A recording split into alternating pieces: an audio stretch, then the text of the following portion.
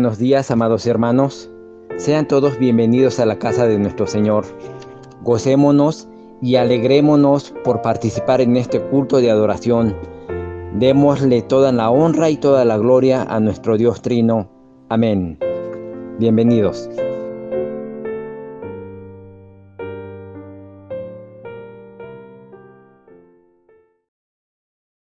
Abramos nuestras Biblias para leer el llamamiento a la adoración que se encuentra en el Salmo 139, versículos del 1 al 10. La palabra de Dios dice: Oh Jehová, tú me has examinado y conocido. Tú has conocido mi sentarme y mi levantarme. Has entendido desde lejos mis pensamientos.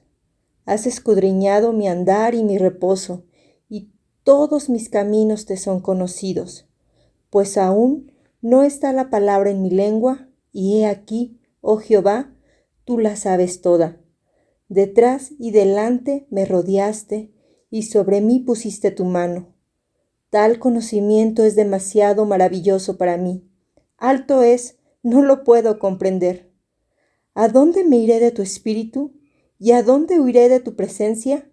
Si subiere a los cielos, allí estás tú, y si en el Seol hiciere mi estrado, he aquí, allí tú estás. Si tomare las alas del alba y habitar en el extremo del mar, aún allí me guiará tu mano y me asistirá tu diestra. Amén. Porque Dios eres grande, nuestro Creador, y nosotros como tus creaciones te debemos adoración en la libertad que nos has dado del pecado. Dios, Padre nuestro, prepara nuestro corazón y nuestra mente para escuchar tu palabra en este culto y ayúdanos a desarrollar la capacidad de agradarte en todo lo que hagamos. Te pedimos, te agrades de este servicio, que sea solo para tu honra y para tu gloria, y escucha nuestro clamor y necesidad de ti. En el nombre de nuestro Señor Jesucristo. Amén.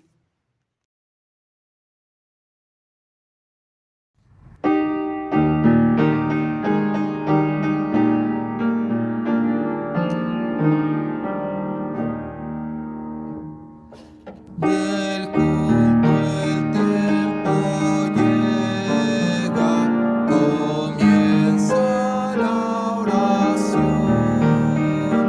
El alma a Dios entrega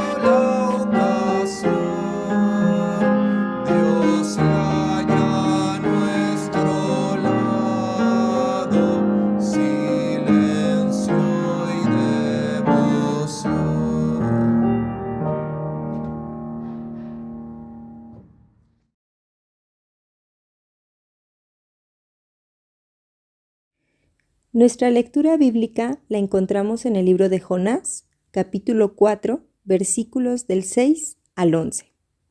La palabra de Dios dice: Y preparó Jehová Dios una calabacera, la cual creció sobre Jonás para que hiciese sombra sobre su cabeza, y le librase de su malestar.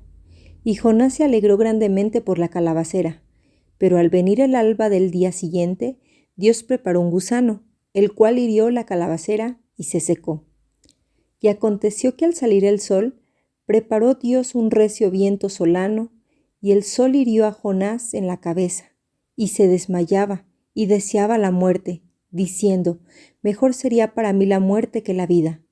Entonces dijo Dios a Jonás: ¿Tanto te enojas por la calabacera? Y él respondió: Mucho me enojo, hasta la muerte. Y dijo Jehová: ¿Tuviste tú lástima de la calabacera, en la cual no trabajaste, ni tú la hiciste crecer, que en espacio de una noche nació, y en espacio de otra noche pereció? ¿Y no tendré yo piedad de Nínive, aquella gran ciudad, donde hay más de 120,000 personas que no saben discernir entre su mano derecha y su mano izquierda, y muchos animales? Amén.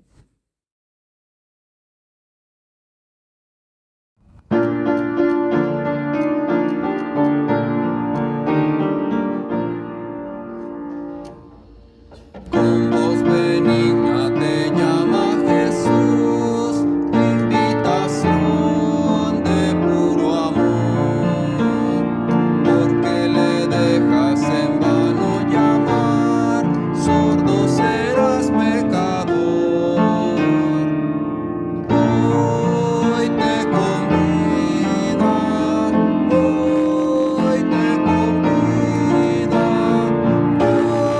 Dios bendecida, benigna, convídate hoy.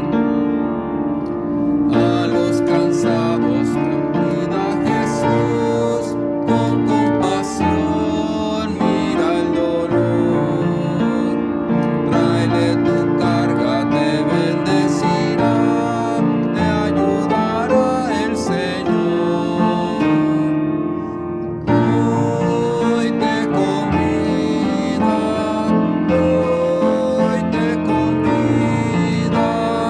Dios bendecida, benigna, convídate hoy. Siempre aguardando contempla a Jesús, tanto esperar con tanto amor. Hasta sus plantas ven misero y trae tu tentación, tu dolor. Hoy te convida,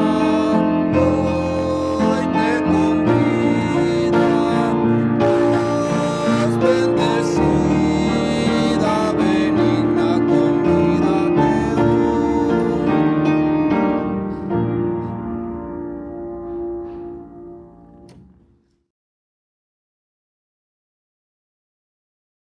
Hoy, Señor, en este día maravilloso, nos gozamos y reunimos como iglesia para alabarte, glorificarte y compartir tu santa palabra. Permite que podamos escuchar el mensaje que tienes para nosotros a través de tu siervo Isaí Valdés y llegue a lo más profundo de nuestros corazones. Dios mío, reconocemos que es difícil entender lo que tú tienes para nuestras vidas. Ayúdanos a confiar más en ti y que nos dejemos moldear conforme a tu propósito. Danos tu visión y guíanos hacia ti todos los días de nuestra vida, por Cristo nuestro único y bendito Salvador. Amén.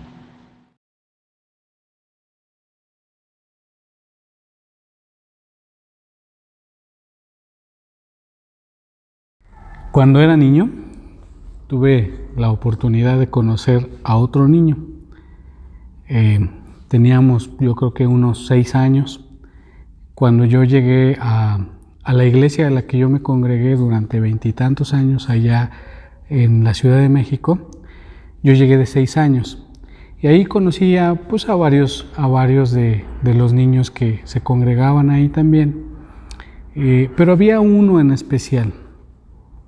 Teníamos un amigo muy particular porque era un niño extremadamente travieso, era muy travieso, era, diríamos, muy pingo, hacía de las suyas a cada ratito, no podía estar quieto un segundo, era muy inquieto, era muy travieso, le gustaba estar en movimiento constante, le gustaba estar experimentando cosas. Y así fue durante toda su infancia. Recuerdo mucho una vez que ya éramos un poquito más grandes, ya estábamos en edad tal vez de secundaria, y estábamos en la iglesia, estábamos en el grupo que nos correspondía por nuestra edad, y en el salón en el que estábamos, pues había un extinguidor, como parte de las normas de cualquier lugar. Y por qué no, pues a mi amigo se le hizo muy fácil, pues quitarle el segurito y agarrar el extinguidor y rociar el extinguidor en todo el salón. Pues obviamente pues se hizo todo un humadero, tuvimos que salir todos, incluso hubo quien sí se puso así medio paranoico. Y recuerdo muy bien que ya cuando se estaban calmando las cosas y viene la mamá de mi amigo por él a recogerlo, pues ya estaba él todo lleno, todo blanco, lleno del polvo del extintor, y todo el piso, porque el salón ocupaba casi todo un piso, todo el piso lleno de humo, y el maestro ahí al lado de mi amigo, y la cara que puso su mamá lo decía todo. Y lo más curioso fue lo que dijo la mamá. Le dice la mamá a mi amigo: ¿ahora qué hiciste? O sea, ya no era ¿qué hiciste, niño? No, sino era ¿ahora qué hiciste? ¿Por qué? Porque pues era un niño pues latoso, era muy inquieto. Siguieron los años, llegaron los años de adolescencia, y pues esa inquietud se llegó a complicar, incluso dentro del ambiente de la iglesia, pues los líderes de la iglesia, algunos líderes de la iglesia, pues lo relegaban, lo hacían a un lado. Incluso llegó uno a comentar, pues no sabemos si de broma o de una manera pues un poquito más seria, decirle: es que ese chamaco es un diablo, ¿no? Pues no era, digamos, muy bien visto por los oficiales de la iglesia, por los diáconos, por los ancianos. Era relegado, era constantemente señalado. Sin embargo, hubo un maestro, hubo un mentor que tuvimos en común, que por gracia del Señor, pues le dedicó tiempo, le dedicó paciencia, lo instruyó, como a todos, pero a él le daba tiempo especial, paciencia especial, amor especial. Y bueno, ¿cómo termina esta historia? Mi amigo hoy es un ejemplo de amor, de fidelidad y de servicio a su Dios. Tuvimos la bendición de ser parte del grupo de diáconos de esa iglesia, juntos, como amigos, como hermanos. Incluso fue él, por su dedicación, su devoción y por su servicio y amor a su Señor, es uno de los ancianos de iglesia más jóvenes que ha tenido esa iglesia, uno de ellos. Y hoy él dedica su vida a ser ejemplo y guía de todos estos niños y de todas las personas que lo necesitan. Solamente fue cuestión de darle un poquito de amor, un poquito de paciencia, un poquito de tiempo. La historia que vamos a ver hoy Es una historia que en el ámbito religioso, en el ámbito eclesiástico, pues en realidad es muy común. Nos la enseñan a todos los que tuvimos la bendición de estar o de ser parte de una iglesia desde niños, pues nos la enseñan técnicamente desde los párvulos, desde que somos unos pequeñitos. Y es la historia de Jonás. Incluso yo todavía a esta edad recuerdo la canción de Jonás, que Jonás no le hizo caso a la palabra de Dios. Y es una historia que es muy, muy conocida. Sin embargo, hoy vamos a reflexionar un poco en esta historia, pero no lo vamos a hacer enfocados a Jonás. Lo vamos a hacer enfocado a otro personaje.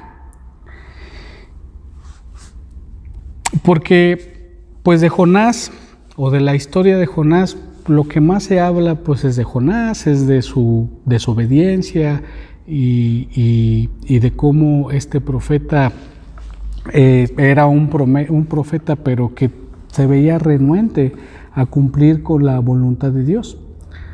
Pero vamos a ver cómo es que Dios actúa incluso a pesar de Jonás.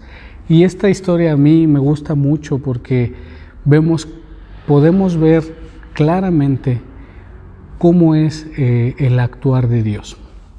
Como ya sabemos y como lo podemos ver, constatar en Jonás 1, versículos 1 y 2, dice la palabra: vino palabra de Jehová a Jonás, hijo de Amitai, diciendo: levántate y ve a Nínive, aquella gran ciudad, y pregona contra ella, porque ha subido su maldad delante de mí.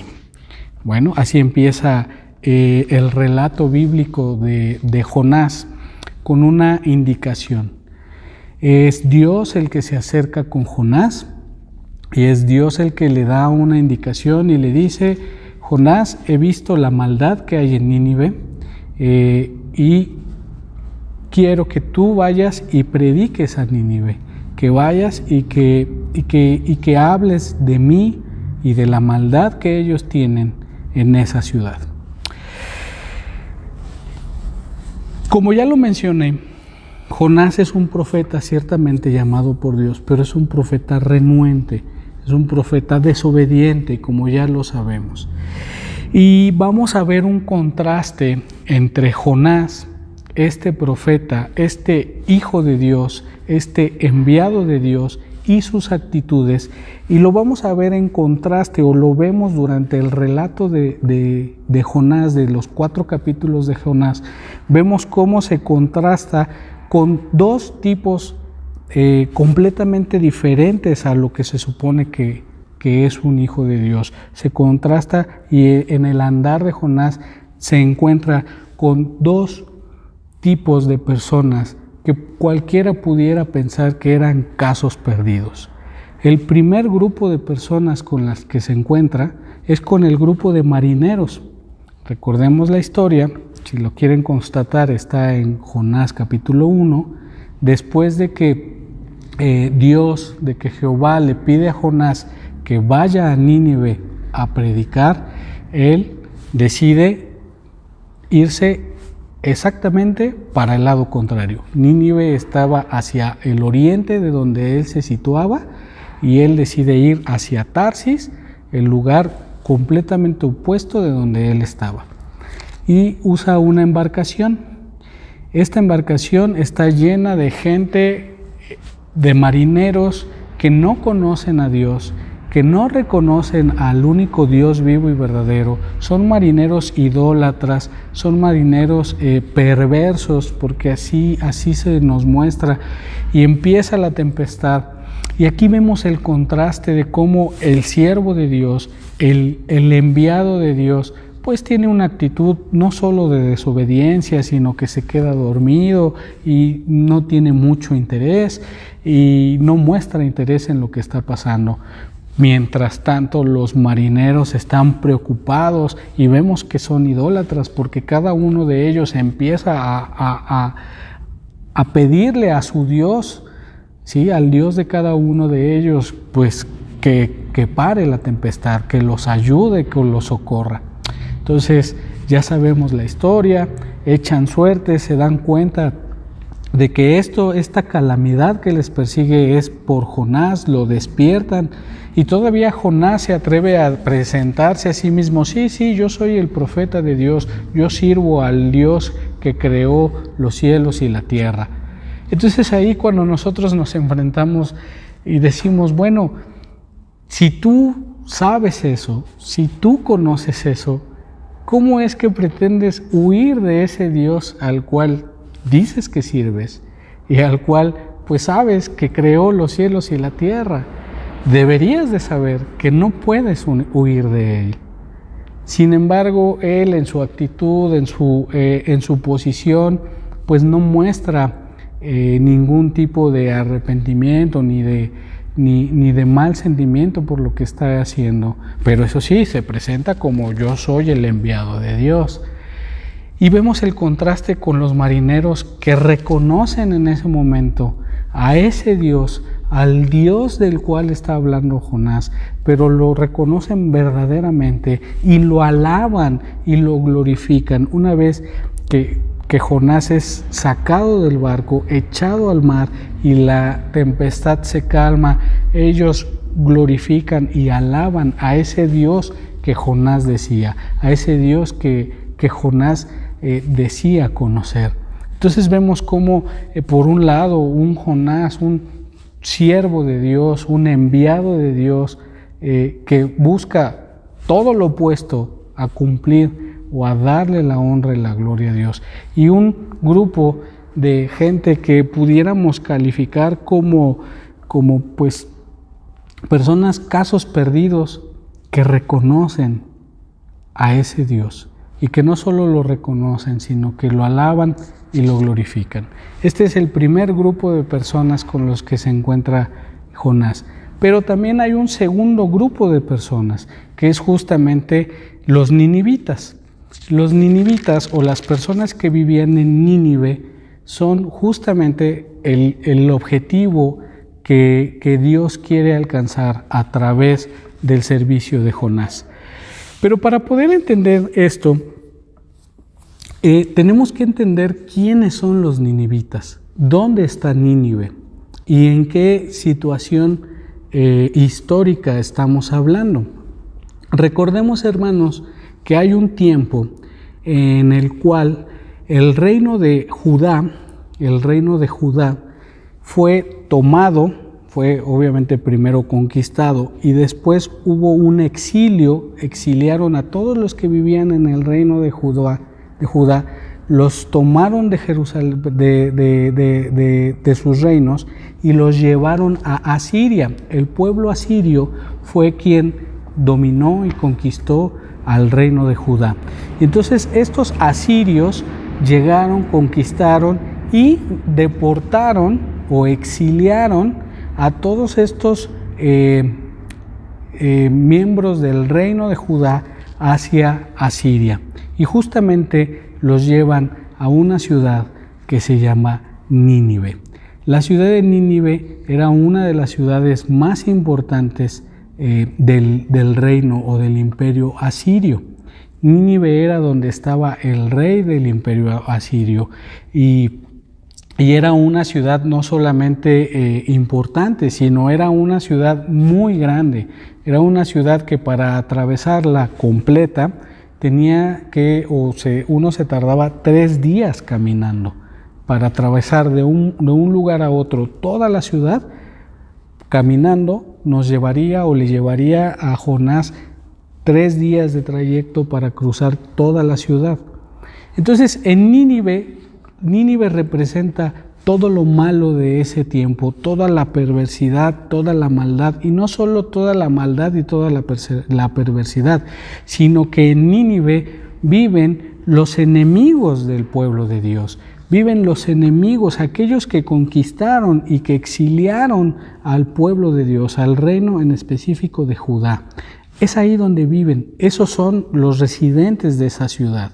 ¿Sí? No solamente es una de las ciudades más importantes de uno de los imperios más importantes de ese tiempo, sino que esa ciudad en particular es donde fueron deportados, y esa ciudad en particular es, digamos, la cuna o es donde viven todos aquellos que son abiertamente enemigos del reino de Judá o del pueblo de Israel.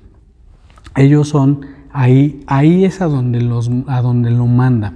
Entonces Nínive no es cualquier ciudad en un lugar remoto. Incluso en Nínive no viven personas que en algún momento hayan escuchado acerca de Dios. Nínive es la ciudad del enemigo. Nínive es la ciudad del enemigo, no del pueblo, y por ende, al ser el enemigo del pueblo de Dios, es el enemigo de Dios mismo. Es ahí donde vive. Entonces, Dios está mandando a Jonás a Nínive, y estos ninivitas representan una enemistad total con Dios, una enemistad completa con Dios. Y entonces, posteriormente de que Jonás es echado al mar y es tragado por este pez, y después de haber orado en el vientre del pez, que lo podemos encontrar, la oración de Jonás dentro del vientre del pez en Jonás capítulo número 2, en donde cabe mencionar que los relatos bíblicos que les enseñamos a los niños, incluso la canción, ¿no?, la famosa canción de Jonás, dice que Jonás se arrepintió de todo corazón. Y la verdad es que cuando leemos el capítulo 2, pues podemos encontrar que Jonás sí ora, Jonás invoca a Dios, Jonás se alegra de que Dios le haya salvado, pero en realidad no hay una parte en donde diga Jonás que siente o que se arrepiente de lo que hizo. O sea, no hay una parte dentro de su oración en donde Jonás verdaderamente muestre arrepentimiento. Si hace una oración, si agradece a Dios, si alaba a Dios, pero tal cual mostrar arrepentimiento, pues no lo vemos. Posterior de esta oración, Jonás es vomitado del pez, y entonces decide ir a Nínive a hacer lo que Dios le encargó. Pero ¿qué es lo que vemos ahora con este encargo? Jonás no lo hace como lo debería hacer. Vemos a un Jonás que va y cumple la labor de mala gana, ¿sí? Hace una labor de mala gana y va Jonás, y solamente en el camino de un día, estamos hablando de que entrando en la ciudad para cruzar toda la ciudad tenía que caminar 3 días, él solo predicó durante el camino de un día. O sea, solo a una tercera parte de la ciudad le estuvo diciendo sus palabras. ¿Y qué era lo que decía Jonás cuando llegó a Nínive y empezó a decir? ¿Cuál era este mensaje que Jonás estaba dando a los ninivitas? Lo podemos ver en Jonás capítulo 3, versículo 4. Y comenzó Jonás a entrar por la ciudad camino de un día, y predicaba diciendo: de aquí a 40 días Nínive será destruida. Eso era todo lo que decía. Jonás iba caminando y diciendo: en 40 días Nínive será destruida. Nínive va a ser arrasada. En 40 días Nínive va a ser arrasada. Nosotros hoy podemos verlo y como que le falta más información al mensaje de Jonás, pudiéramos pensar. Pudiéramos pensar que Jonás no está dando mucha información, solamente está diciendo: bueno, señores, esta ciudad en 40 días va a ser arrasada, esta ciudad en 40 días va a ser destruida, y es lo único que dice.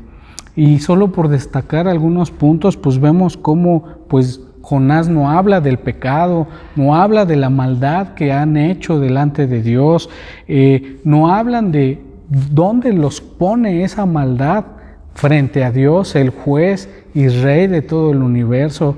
No habla de cuál es su situación, de qué les depara esa maldad y ese esos malos actos que ha estado haciendo, y por si fuera poco, ni siquiera menciona el amor y la misericordia de Dios, no menciona la gracia de Dios, no menciona que Dios es un Dios bueno, es un Dios justo, es un Dios misericordioso. Simplemente, pues él dice, bueno, pues voy a hacer lo que Dios me pidió, y está cumpliendo de mala gana, y está diciendo, bueno, señores, en 40 días esta ciudad va a ser destruida. Y punto, y se acabó. Pareciera que Jonás, pues en realidad desea la destrucción de Nínive. Pareciera que Jonás, pues en realidad no se preocuparía tanto o no le afecta tanto, pues si Nínive fuera destruida. Al final, Nínive para Jonás representa al enemigo. No solo su enemigo, sino el enemigo de Dios. Entonces, pues pareciera por esta actitud que toma Jonás durante el inicio, desde el inicio de todo el texto, pues que a Jonás, pues en realidad no le preocupa. Es más, podríamos pensar que desea la destrucción de Nínive. A pesar de el pésimo mensaje de Jonás, Dios hace la obra. Lo podemos leer en Jonás 3, 6 al 9. Dice, y llegó la noticia hasta el rey de Nínive, y se levantó de su silla, se despojó de sus vestidos, y se cubrió de cilicio y se sentó sobre ceniza, e hizo proclamar y anunciar en Nínive por mandato del rey y de sus grandes, diciendo, hombres y animales, bueyes y ovejas, no guste cosa alguna, no se les dé alimento, ni beban agua, sino cúbranse de cilicio hombres y animales, y clamen a Dios fuertemente, y conviértanse cada uno de su mal camino, de la rapiña que hay en sus manos. ¿Quién sabe si se volverá y se arrepentirá Dios, y se apartará del ardor de su ira, y no pereceremos? A pesar de las malas ganas, a pesar de hacerlo solo por cumplir, a pesar de dar un mensaje a medias o incluso ni a medias, la noticia, el mensaje es recibido por el rey. El rey, el pueblo, recibe el mensaje y toman cartas en el asunto. Deciden creer en Dios. ¿Y qué es lo que hacen? Por mandato del rey, hace ayuno, y esta acción de ponerse cilicio en la cabeza y sentarse en ceniza es una acción ceremonial de ese entonces, en esa zona, de luto. Es como si estuvieran en luto, es como guardar luto, o lo hacían cuando había una tristeza muy grande, cuando había un luto muy grande. Esta acción la hacían en una acción ceremonial, y la vemos en todo el Antiguo Testamento. Esta era la forma de guardar luto. Entonces, ¿qué hace el rey? Recibe el mensaje y le da la indicación a todo su pueblo de que abandonen toda la maldad que hay en su vida, que cambien el camino de su vida, que se arrepientan verdaderamente de lo malo que hay en su vida, que ayunen a Dios y que rueguen a Dios por el perdón. Esto es lo que está pasando. Por un lado, otra vez, contrastes. Por un lado tenemos al enviado de Dios, al profeta de Dios, que va y primero no quiere hacer su trabajo y luego va y lo hace de mala gana, ¿sí? Sin embargo, vemos el contraste de un pueblo ninivita que pudiera haber sido considerado el enemigo de Dios, rectificando su camino, viendo que verdaderamente hay un Dios, reconociendo que verdaderamente hay un Dios, viendo que ese Dios ha decidido que la ciudad perezca, que la ciudad sea destruida. Y entonces hacen ayuno y ruegan a Dios para que Dios no destruya su ciudad. El mensaje, a pesar del mal mensajero, es recibido.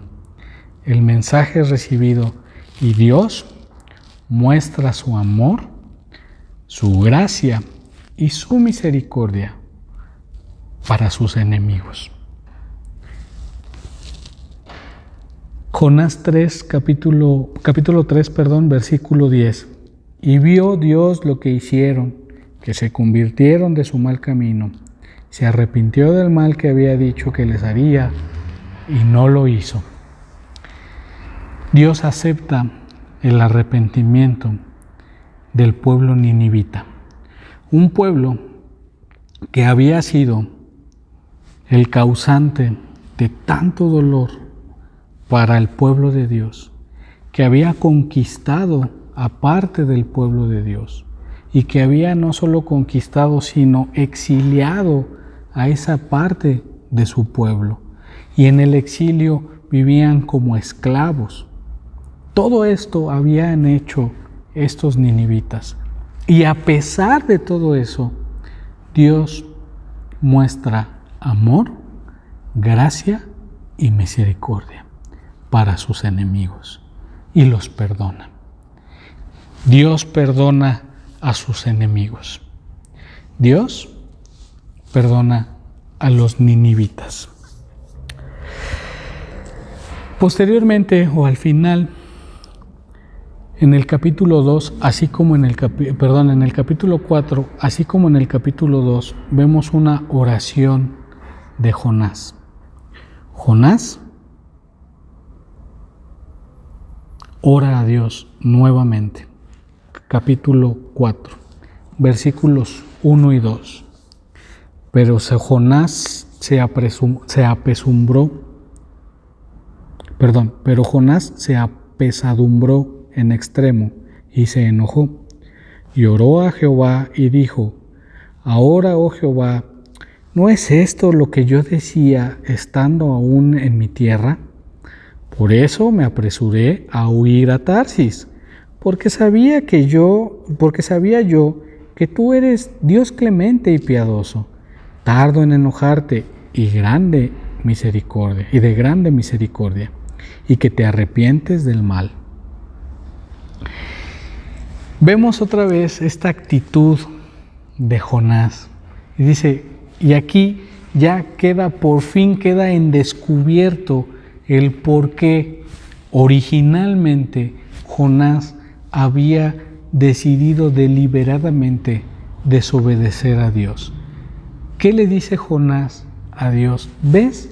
Por esto ni siquiera quería venir. ¿Para qué me mandas? Al final yo sabía que tú eres un Dios bueno, que tú eres un Dios misericordioso, que amas la bondad, ¿sí? Y que te muestras la gracia para poder perdonar incluso a tus enemigos.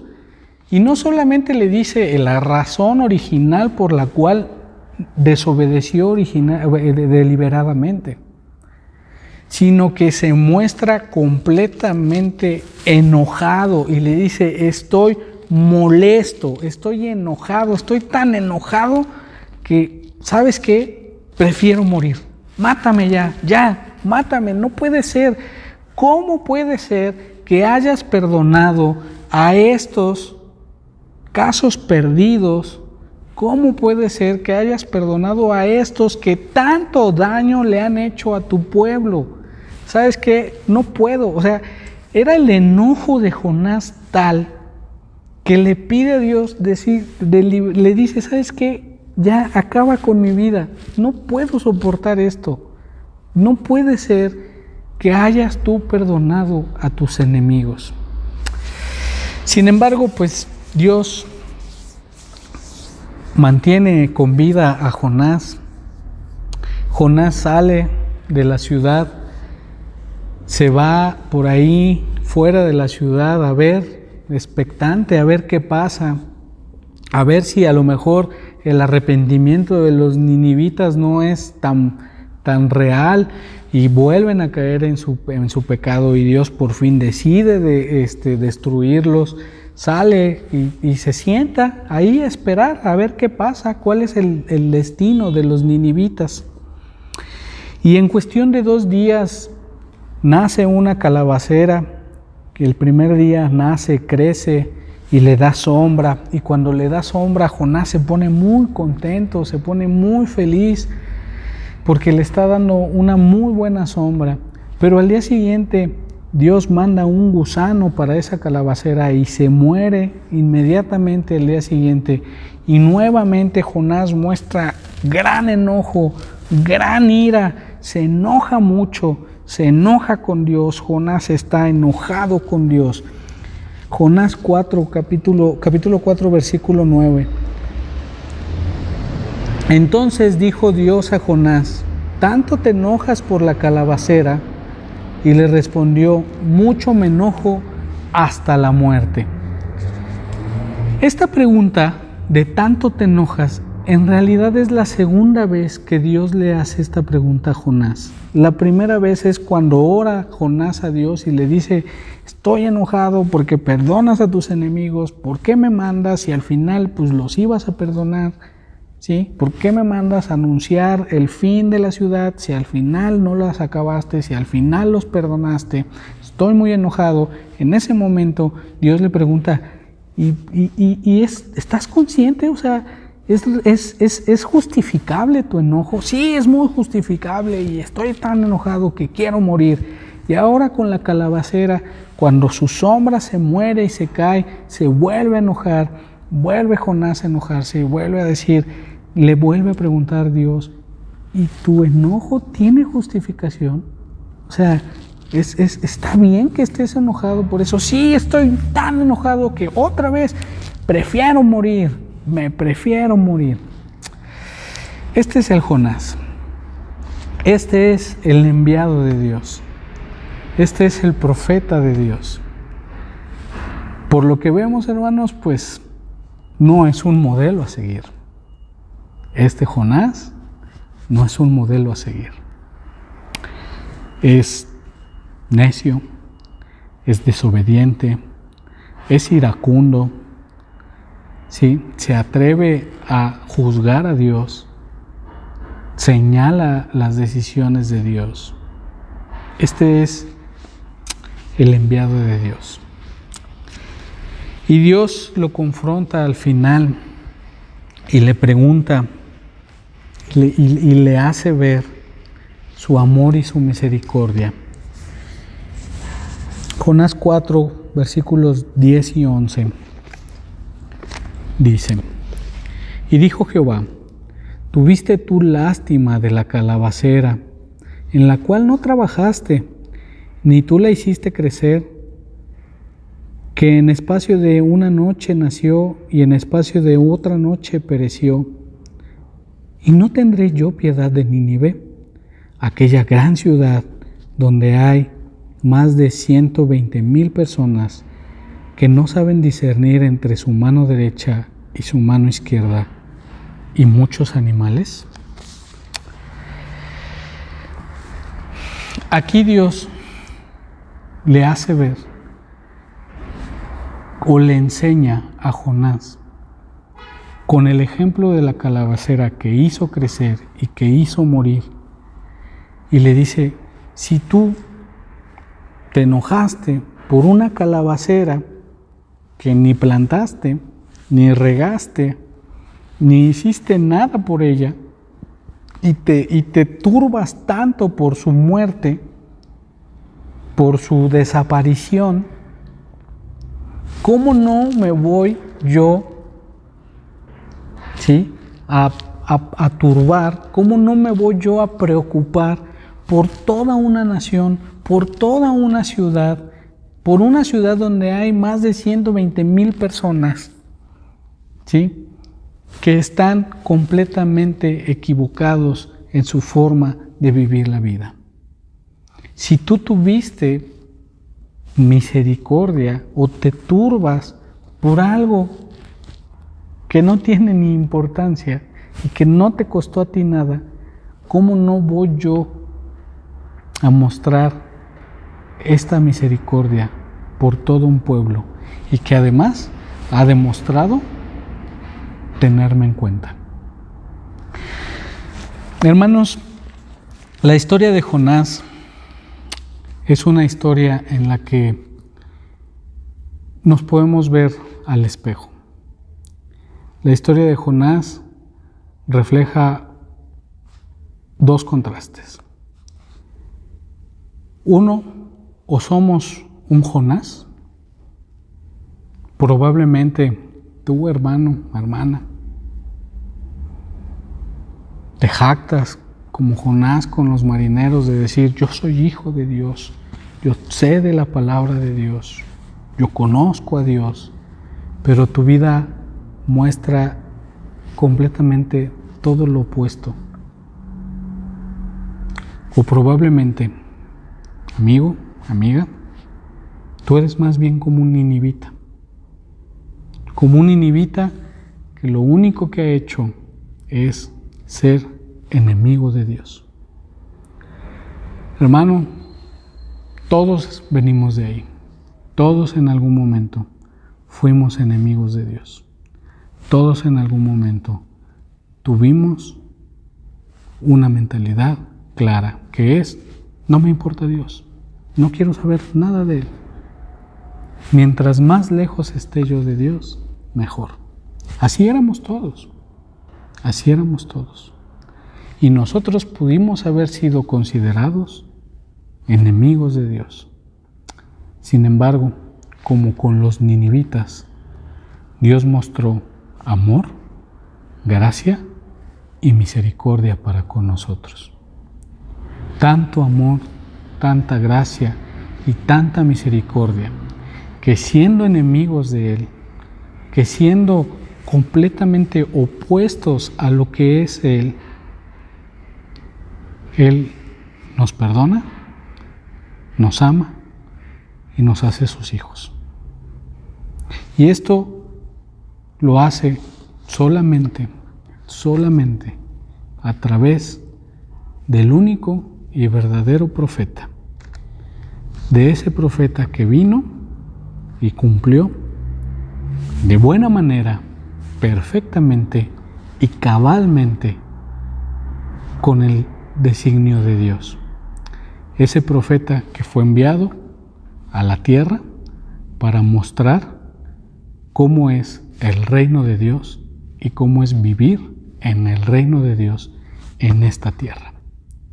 El único profeta que cumplió cabalmente, no como Jonás, no más por cumplir, sino cabalmente. Y no solo que cumplió avisando, no solo que cumplió mostrando la realidad del reino, mostrándonos a nosotros lo malo, lo perversos, lo enemigos de Dios que somos, sino Él sirviendo como puente para que nosotros y Dios, en vez de ser enemigos, volvamos a ser amigos, volvamos a tener una relación con Dios. Él no solo fue el perfecto profeta, sino que también fue el perfecto sacerdote. El sacerdote que nos volvió a unir con Dios a través de un sacrificio. Su sacrificio. Él se dio en sacrificio. Es este Jesús, el Hijo de Dios, que se dio en sacrificio por los ninivitas, por mi amigo del que les conté, por mí y por ti. Él es el perfecto profeta. Él es el perfecto sacerdote. Y no hay forma de estar en comunión con Dios. No hay forma de estar bien con Dios si no es a través de Jesucristo. Es el único camino que nos va a llevar a una verdadera reconciliación con Dios. Entonces, si Dios fue capaz de perdonar al pueblo que conquistó, destruyó, deportó y esclavizó a sus hijos, ¿por qué no va a ser capaz de perdonarte a ti? Dios es capaz y lo ha demostrado con cada uno de nosotros. Es Dios el que se muestra amoroso y misericordioso, para que como mi amigo, con amor, con tiempo, con dedicación, nosotros podamos reconocer nuestra maldad, nuestros errores, y podamos entregar nuestra vida a Él, al que la ganó por nosotros, a Jesucristo. Entonces es momento de ponernos en el espejo de Jonás. ¿Quién soy?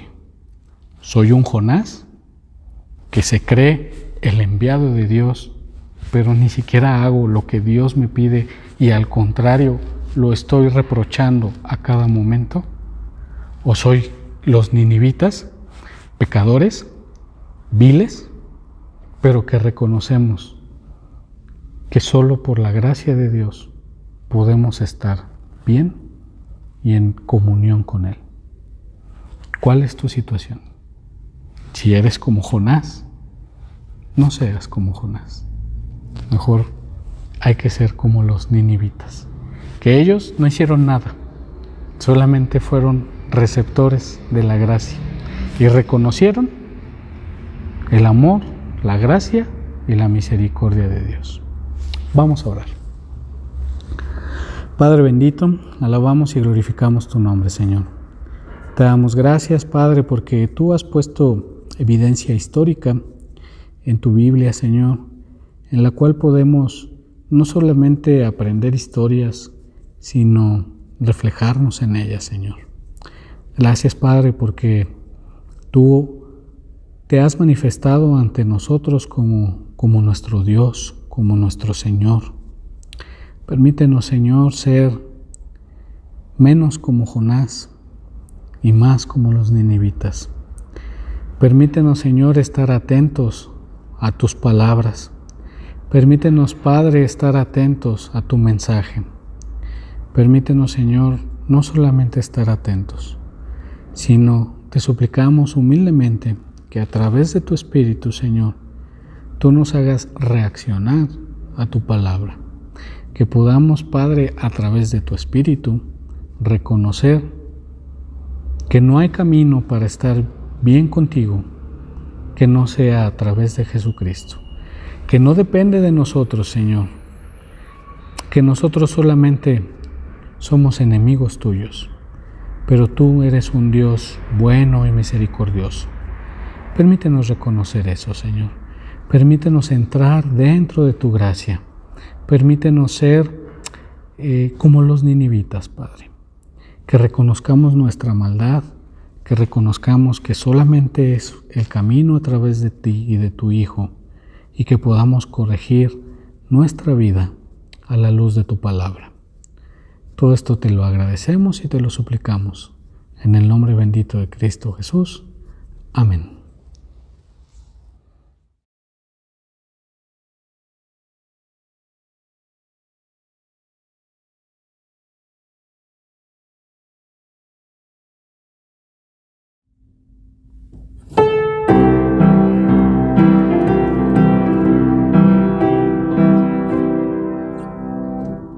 Traed los diezmos al alfolí, y allá